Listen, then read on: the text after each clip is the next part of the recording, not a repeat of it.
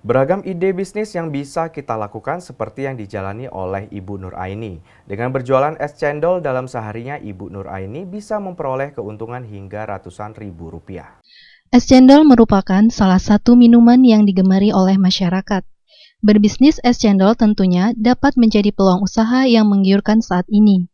Seperti es cendol Ibu Nur Aini ini, yang berada di kota Lubuk Linggau, tepatnya di Jalan Yos Sudarso, Batu Urip, Lubuk Linggau.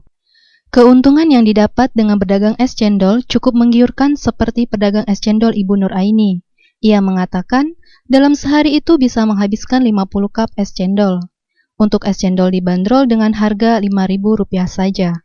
Owner pedagang es cendol ini mampu meraup omset mencapai Rp250.000 per harinya.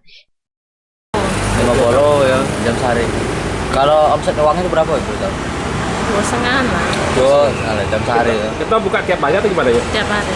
Dari jam berapa ya? Jam 10 Sampai? jam 5.